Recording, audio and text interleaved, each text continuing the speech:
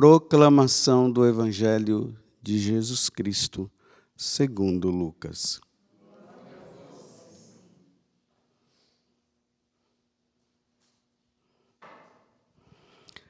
Naquele tempo, disse o Senhor: Ai de vós, porque construís os túmulos dos profetas. No entanto, foram vossos pais que os mataram. Com isso, vós sois testemunhas e aprovais as obras de vossos pais, pois eles mataram os profetas e vós construís os túmulos. É por isso que a sabedoria de Deus afirmou: Eu lhes enviarei profetas e apóstolos, e eles matarão e perseguirão alguns deles, a fim de que se peçam conta a esta geração do sangue de todos os profetas, derramados desde a criação do mundo, desde o sangue de Abel até o sangue de Zacarias, que foi morto entre o altar e o santuário. Sim, eu vos digo, serão pedidas contas disso a esta geração. Ai de vós, mestres da lei, porque tomastes a chave da ciência. Vós mesmos não entrastes, e ainda impedistes os que queriam entrar. Quando Jesus saiu daí, os mestres da lei e os fariseus começaram a tratá-lo mal e a provocá-lo sobre muitos pontos.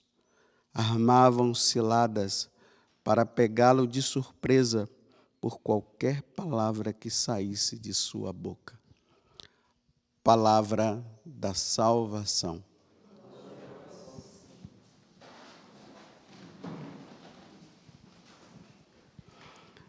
Explicação do Evangelho de hoje, para se entender bem, eu teria que ficar aqui mais de 1 hora falando, mas vou ter que ser bem sucinto para que pelo menos o essencial fique, né? Ontem eu falava para vocês que Jesus ele começou a questionar as lideranças daquele tempo, e eram as lideranças religiosas, aqui no caso, os fariseus e os doutores da lei. E eu dizia que para uma pessoa liderar, ela tem que ter muita humildade no coração. Para ela liderar, para ela governar em nome de Deus. Porque se ela não tiver muita humildade no coração, se ela não for uma pessoa verdadeiramente convertida, ela vai gostar de governar, porque ela vai começar a perceber que todo mundo obedece. Quem é que não gosta de ter um grupo de pessoas em volta, onde eu posso dizer, faça isso e a pessoa faz, faça aquilo e a pessoa faz? Quem é que não gosta?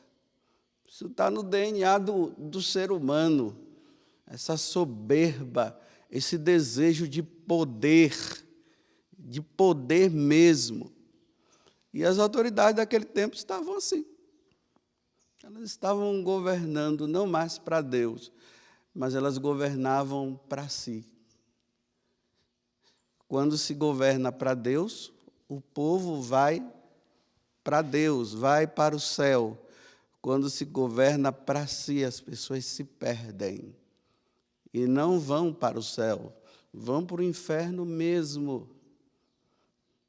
Então vamos entender agora a segunda parte do Evangelho de hoje. Por que Jesus está falando de morte dos profetas? Por que ele está dizendo que as autoridades religiosas, como os doutores da lei, eles tinham a chave da ciência e, no entanto, eles não entravam no céu e não deixavam as outras pessoas entrarem também? Então, entendamos agora. Toda autoridade, ela é dada por Deus. E toda autoridade, como eu falei, deve ser respeitada, porque foi Deus que constituiu aquela autoridade. Ainda mais, né, que há uma escolha, né? O povão vai lá, olha para aquela pessoa e diz assim: aquela pessoa dá para nos governar, porque ela tem esses traços, ela é humilde, ela é simples, ela é uma pessoa de Deus. Então vamos escolher ela, porque ela vai nos ajudar na caminhada. É por isso que as pessoas escolhem os líderes. Primeiro, porque o povo não tem como caminhar sem ter um líder. Tem que ter alguém na frente que diga: é por aqui que você tem que caminhar, é por aqui que você tem que ir. Agora, se essa pessoa, como eu disse antes, ela não governar em nome de Deus, baseada nos ensinamentos de Deus, ela poderá levar todo o povo ao precipício. E era isso que essas autoridades religiosas estavam fazendo, os fariseus, os doutores da lei. Eles estavam governando para si. Eles gostaram do poder. Então, eles estavam ensinando errado. E aí acontece uma coisa. Quando as autoridades constituídas, como eu falei agora, e ali nós acreditamos que quando o povo escolhe, é Deus que escolheu através do povo, e nós cremos, isso é uma questão de fé, acreditar nisso. Esses líderes acabam liderando de forma errada. Por quê? Por causa do orgulho próprio, porque gosta de mandar, já não pensa mais em Deus, pensa em si. E o povo é ignorante. O povo não conhece as leis. O povo não estuda as leis.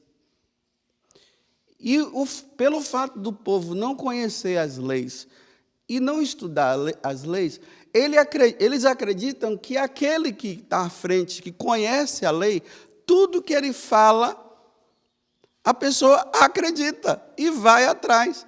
E aqui para o povo, porque o povo é ignorante, não sabe de nada, ele vai atrás. Falou? Então está certo, porque ele é autoridade. Imagina quando a autoridade ensina errado, né? Aí o povo vai todo atrás. Aí dá para entender agora o que Jesus está dizendo para os doutores da lei, né? Os mestres da lei, aqueles que conheciam a lei. Aí Jesus diz assim: olha, ai de vós, mestres da lei, porque tomastes a chave da ciência, está vendo? Essa chave da ciência é a chave do conhecimento. Eles conhecem a doutrina, eles conhecem as Sagradas Escrituras. Vocês têm, e vocês, por vocês terem, vocês precisam ensinar aos ignorantes. Toda vez que um sacerdote entra no púlpito para falar, ele está ensinando aos ignorantes como é que deve caminhar. E vocês vão acreditar em tudo que eu falo. Agora, se vocês não conhecerem os ensinamentos, vocês vão fazer o que eu estou mandando, e eu estou ensinando errado, e vocês vão fazer o errado. Mas se vocês têm o conhecimento, vocês vão dizer assim: nossa, aquilo que o Padre Augusto está falando está errado. Então, eles tinham a chave da ciência, e olha só o que Jesus diz: vós mesmo não entrastes e ainda impedistes os que queriam entrar. Porque aqueles que estavam querendo entrar, baseando naquilo que ele estava ensinando em nome de Deus, eles acabam se perdendo junto com essas autoridades porque ensinam errado. Vocês entenderam aqui? Agora vejam. Como solucionar, então, esse problema? A autoridade constituída por Deus está ensinando errado e está levando todo mundo para o inferno. Como, então, solucionar o problema? Aí aqui surge uma outra autoridade que dá-se até o nome assim de autoridade carismática, ela não foi constituída pelo povo para ser a autoridade. Deus suscita no coração dessa pessoa, dessas pessoas, aquilo que é a verdade. Ou senão, essas pessoas elas estudam a verdade, mas elas não têm autoridade constituída, mas elas são enviadas por Deus para chamar a atenção dessas autoridades que estão ensinando errado. Vocês entenderam? Ou não? Esses são os profetas. Os profetas eram assim. Estude lá, leia lá o profeta Jeremias para você ver. As autoridades religiosas, os sacerdotes naquele tempo, estavam ensinando tudo errado. O templo estava uma bagunça. E claro, né? Templo bagunçado, ensinamento errado, o povo não está nem aí. Se o padre está fazendo, é assim que a gente diz, se o padre está fazendo porque acredita, então ele está certo. Aí Deus suscita o profeta, e o profeta vai lá e diz assim: olha, padre, porque isso aqui pode ser até para lideranças civis também, né? Prefeito, aí alguém suscita lá: olha, senhor prefeito, olha, padre, olha, isso que o senhor está fazendo está errado. Não foi assim que Deus ensinou. E o Senhor está ensinando tão errado que as pessoas estão se perdendo. Em vez de vocês estarem levando as pessoas para o céu, vocês estão levando elas para o inferno. Está vendo? É uma liderança que vem, mas não foi escolhida por ninguém. Foi Deus que suscitou e levou, e deu coragem para aquela pessoa, porque, olha bem, para a pessoa chegar diante de um líder e dizer para ele que ele está errado, ela tem que ter dentro de si o dom do Espírito Santo da coragem. Porque se ela não tiver, ela fica com medo. E aí, vai Jeremias, estou destacando agora só Jeremias. Jeremias foi, aí eles, em vez de dizer assim: obrigado, Jeremias, você está clareando os meus olhos, obrigado, realmente nós estamos errados, nós estamos ensinando errado. O que é que eles faziam? Mandava Jeremias calar. Cala. Porque eles não queriam perder o poder. E aí, não somente mandava calar, e quando a pessoa não calava, eles mandavam matar, para que tudo continuasse do mesmo jeito. Por isso que Jesus está dizendo: fariseus e doutores da lei, os seus pais mataram os profetas e agora vocês que estão construindo os túmulos para eles serem colocados, né? Está vendo aí por que Jesus está dizendo isso? Porque eles foram lá para falar para os vossos pais que eles estavam errados, e os vossos pais calaram ele e mataram. Jesus, ele é o profeta por excelência. Jesus agora, ele aparece como esse líder, que não foi assim, escolhido pelo povo. Ele está ali. Se lembram lá nos inícios aqui do livro do Evangelho de São Lucas, que Jesus entra na sinagoga de Nazaré, ele era o filho de José e de Maria. Aí ele foi pedido lá isso era normal na sinagoga, né? Pedir para alguém do meio do povo vir, ler e fazer uma explicação. Mas ali tinha o líder da sinagoga, era ele o líder. Aí Jesus se levanta, vem, ele lê a passagem, Jesus diz assim: hoje se cumpriu esse oráculo. Pronto, acabou. Começou a perseguição. Já queriam matá-lo. Então imagina agora, Jesus está começando a dizer para os fariseus assim, olha, seus malditos, fariseus e doutores da lei, vocês receberam a autoridade para que, em nome do meu Pai, vocês pudessem levar as pessoas para a eternidade e para o céu. Vocês receberam a autoridade para ensinarem eles o certo, e vocês estão ensinando o errado.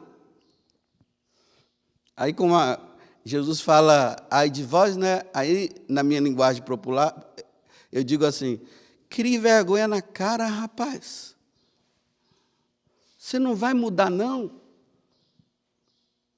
Você não está vendo que cada vez mais você está suscitando e levando as pessoas para o caminho do erro. Você precisa mudar. Repito, o líder, ele tem duas respostas a dar. Ou ele se inclina e diz assim, obrigado por você ter me mostrado e eu preciso mudar mesmo, porque senão eu posso me perder também. Ou ele poderá dizer assim, olha, fica calado. E continua ensinando errado. E o povão vai sempre olhar o líder constituído, nunca o carismático. Carismático aqui não é de renovação carismática, não, né? Não é isso que eu estou falando. Carismático porque surge um carisma dentro dele. Aí as pessoas ficam sempre na dúvida, mas como o povo é ignorante, não estuda as leis, eles vivem do que o outro fala, ele vai sempre ficar do lado do líder constituído, e o líder vai continuar manipulando e ensinando as pessoas erradas. Por exemplo, de repente agora eu, como padre, né, estou aqui, sou um líder devidamente constituído, fui ordenado sacerdote. No dia da minha ordenação, um diácono foi lá, se apresente aquele que vai ser ordenado. Aí eu fui lá, presente. Aí o bispo perguntou, ele pode ser ordenado? Ah, sim. Aí pergunta para o reitor lá, outro líder, né? Ah, sim, olha, nós observamos, vimos que no tempo de seminário ele foi um rapaz muito sério, estudou tudo certinho. Consultamos também algumas pessoas, e essas pessoas começaram a dizer que sim, ele pode ser. Aí o bispo diz, então ele pode ser ordenado. Pronto, tornei-me um líder religioso agora, constituído por Deus através do povo. Mas eu posso chegar aqui e começar a dizer assim, olha, gente, eu quero dizer para vocês que as pessoas que não são casadas na igreja não precisam se preocupar, não. Continue assim, né? Que o importante é que vocês vivem bem. Vocês estão bem? Estamos bem, então não precisa casar na igreja. Além do mais, ainda tem gente que está casada na igreja e não vive bem, né? Olha só, o ensinamento errado. O povo que é ignorante, não lê os documentos da igreja, não lê as Sagradas Escrituras, muito menos o direito canônico. Aí o povo vai acreditar em mim ou não vai? Vai! E se aparecer um do meio de vocês dizendo assim, olha, padre, me desculpa, com toda a vênia, como eu falei ontem, né? Com toda a vênia, todo respeito ao Senhor, padre, eu quero dizer que o senhor está ensinando errado, porque, olha, no direito canônico não é isso que fala. Na Sagrada Escritura também, os padres da igreja não ensinaram isso, os documentos não dizem isso. Aí dá a impressão que aquela pessoa, ela está indo contra. Aí você acha que o povo vai ouvir quem? Eu, que sou autoridade constituída, não vai ouvir o outro que não é. Aquele dali é o profeta. Aí sabe o que vai fazer com aquele profeta? Tira ele de cena. Para o povo continuar na ignorância. A única forma dos cristãos não viverem na ignorância ou no lado civil, né? Para não ficarem na ignorância, no lado civil, estudar as constituições. Do caso, nossa, do Brasil. E ali está explicando tudo, como é que o cidadão deve viver. Porque pode ser que a liderança esteja ensinando errado. E na igreja? Para que vocês entendam que o que eu estou ensinando está de acordo com o que a igreja ensina, é óbvio, vocês têm que estudar o catecismo, vocês têm que estudar os documentos da igreja, você tem que ler a Sagrada Escritura, aí vocês não vão ficar na ignorância. Aí eu vou ensinar errado e vocês vão dizer, não, aquele pai está ensinando errado. Não, eu não posso obedecer porque ele está ensinando errado. Mas vai se ter todo o respeito, mas não vai obedecer. Vocês estão entendendo como é que a coisa acontece? Para um líder que está vivendo a situação errada e ele quer se manter no poder, o que é que ele faz? Ele não permite que os outros estudem os documentos. Eles não permitem para o povo ficar sempre na ignorância.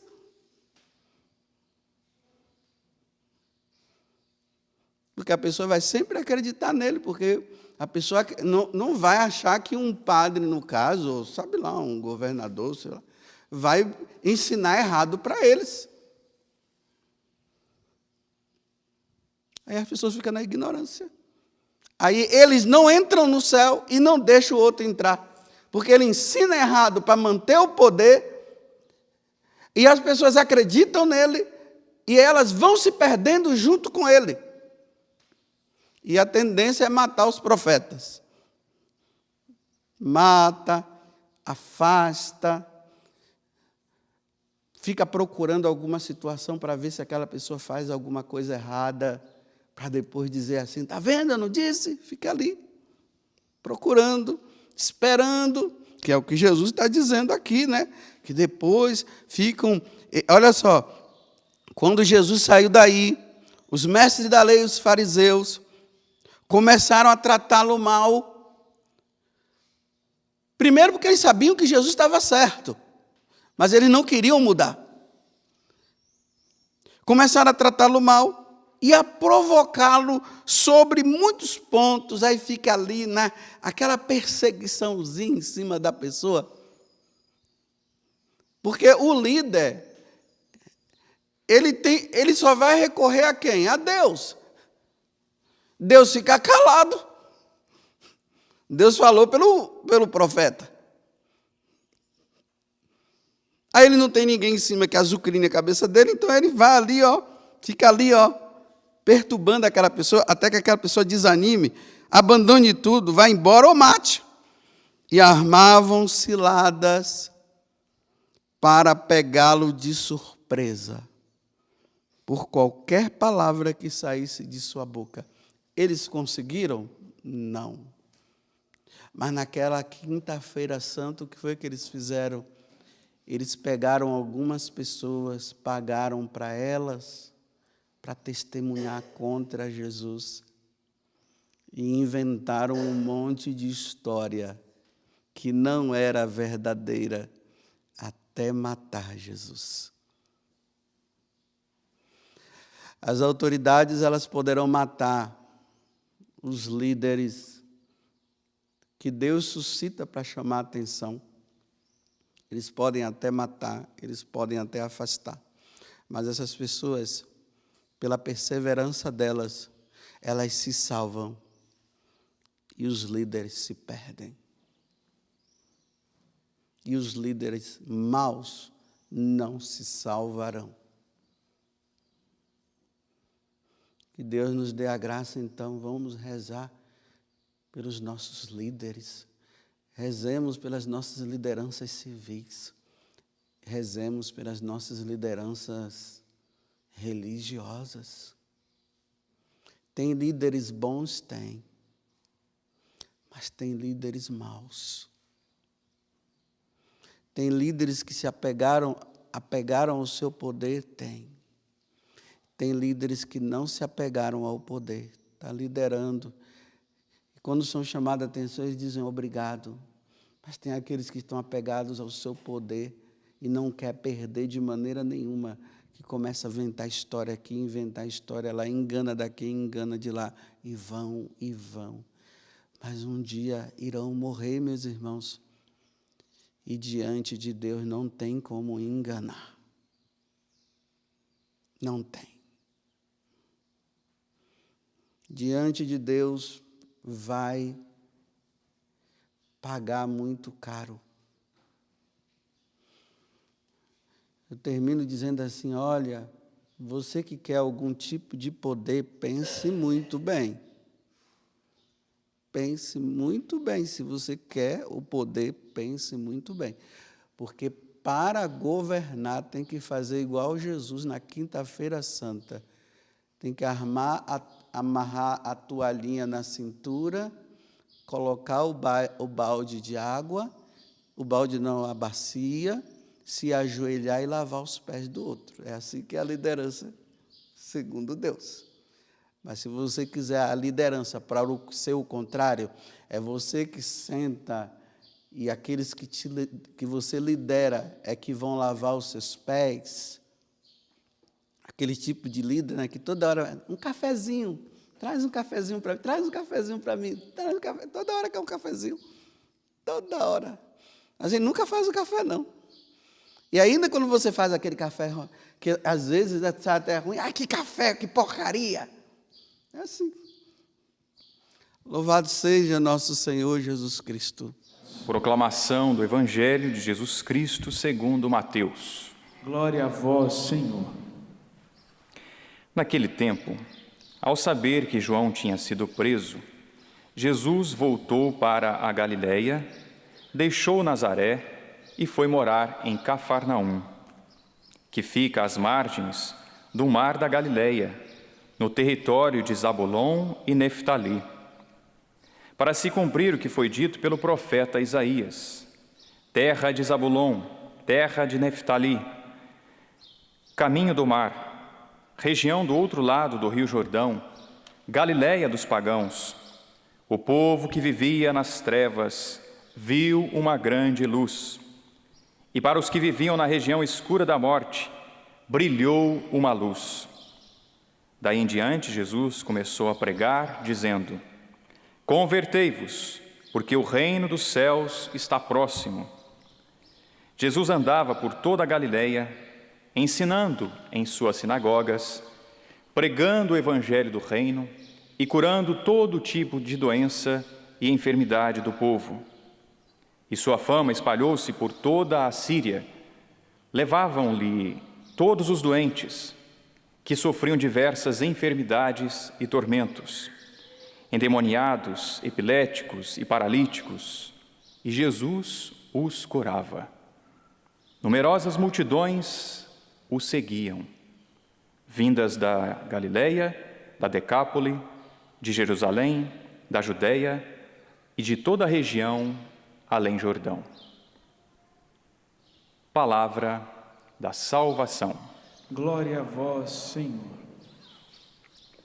Podemos sentar, irmãos e irmãs, peregrinos que estão aqui no Santuário do Pai das Misericórdias, aproveitando este tempo, de férias, de descanso, para fazer também o seu retiro. É isso mesmo. Façam o retiro e sejam bem-vindos sempre à Canção Nova, aqui ao Santuário do Pai das Misericórdias. Porque férias é tempo também de rezar. Não podemos tirar férias da oração. Jamais, jamais devemos tirar férias da oração. Nós estamos nesse clima ainda, comemorando o Natal do Senhor, comemorando a encarnação do Cristo, da sua vinda até nós no Natal. Comemoramos ontem, domingo, a manifestação do Senhor, a Epifania, o domingo da Epifania, e a vida toda de Jesus foi epifânica, não é? Foi uma manifestação do amor de Deus, do amor do Pai.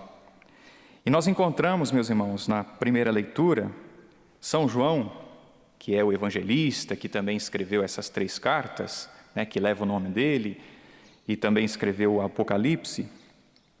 Ele continua a orientar a comunidade a guardar os mandamentos do Senhor, a guardar a lei do Senhor.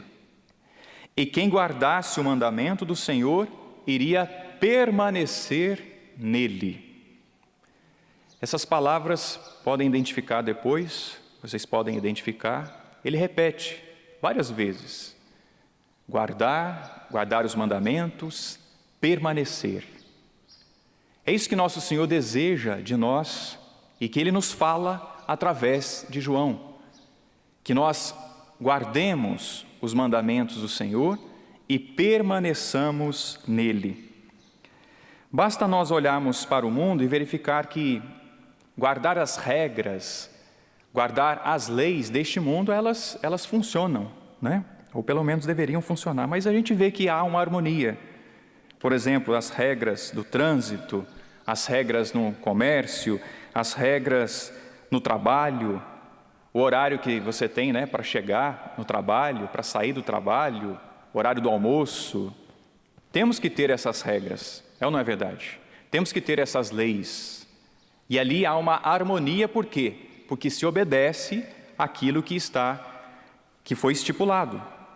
Da mesma forma, meus irmãos, São João ensina que aqueles que guardassem os mandamentos do Senhor, permanecessem nele, iriam agradar então a Deus. Nós queremos ou não queremos agradar a Deus, meus irmãos? Queremos agradar a Deus. E para agradar a Deus, nós precisamos então guardar os mandamentos do Senhor, permanecer nos mandamentos do Senhor, viver os mandamentos do Senhor. Por isso que São João, ele alertou para que não acreditassem em outros espíritos, mas naquele Espírito, que era o Espírito Santo, que o estava conduzindo a revelar essa verdade. Guardar os mandamentos do Senhor. Isso vinha realmente do alto.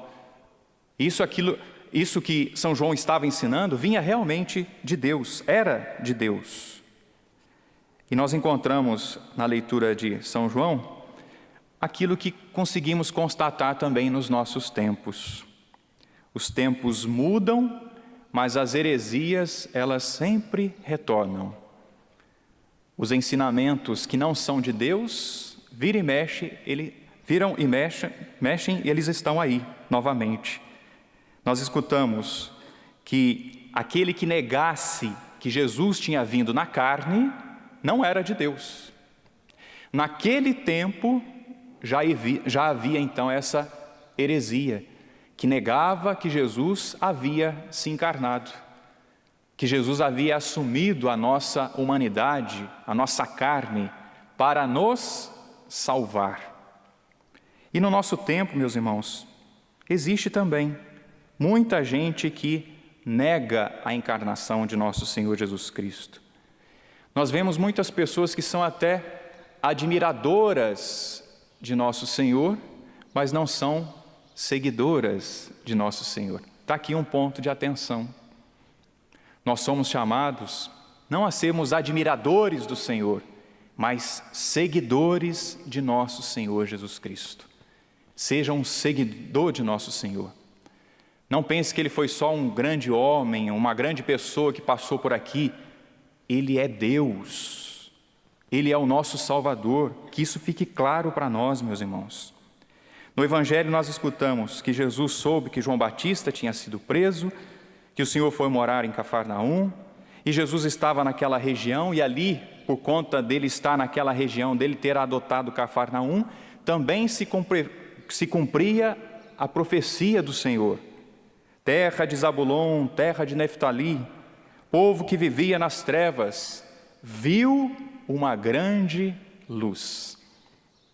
A presença do Senhor naquela terra era o cumprimento também de uma profecia. E Deus, em sua bondade, em sua misericórdia, meus irmãos, se manifestou àquele povo. E aqui nós temos alguns pontos, então, que nós identificamos que o Senhor se manifestou. Primeiro, o Senhor chamou a conversão. Depois falava da brevidade do reino. O reino de Deus está próximo.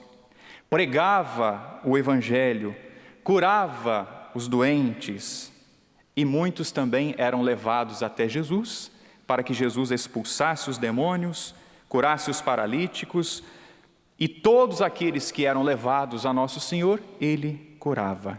Ou seja, a manifestação, a epifania do Senhor se realizava ali, estava acontecendo. O reino de Deus, com tudo isso que Jesus realizava, havia chegado. A sua presença, o anúncio, os milagres, a expulsão dos demônios, o reino de Deus havia chegado. Mas atenção, meus irmãos, e vamos olhar aqui na sequência. Antes do Senhor realizar sinais, o que Ele fez? Chamou a conversão. Não adianta nós buscarmos as curas, se nós não buscarmos a conversão. Antes de tudo, devemos buscar a conversão. Devemos mudar de vida. Devemos mudar de vida, meus irmãos. E nós vemos esse demônio em nosso meio. O pior demônio, ou o maior mal que pode ocorrer na nossa vida, na verdade não é uma enfermidade, não é uma opressão do demônio, não é. Mas o pior demônio que nos cega, nos ensurdece e nos paralisa é o demônio da consciência laxa. Esse é o pior demônio que pode nos afetar ou que está nos afetando. O demônio que, claro, não deseja a nossa conversão. O demônio da consciência laxa. É aquela sugestão dele. Você não precisa mudar, não. Tá bom assim do jeito que tá. Já ouviu isso? Você pode continuar nesse pecado. Não tem problema. Todo mundo é pecador. Então não tem problema. O demônio da consciência laxa, meus irmãos. Um pecadinho, não tem problema não. Todo mundo é pecador. Esse demônio, meus irmãos, é o pior demônio. Aquele que nos incentiva a essa consciência laxa, a deixar como está. Esse é o demônio que nós devemos ter cuidado. Tomemos cuidado, irmãos.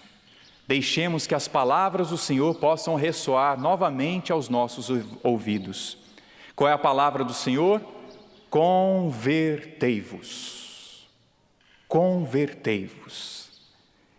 Seja qual for o grau, meu irmão e minha irmã, ao qual você já chegou na sua caminhada espiritual, escute o Senhor a dizer para mim e para você, convertei-vos, a nós, convertei-vos.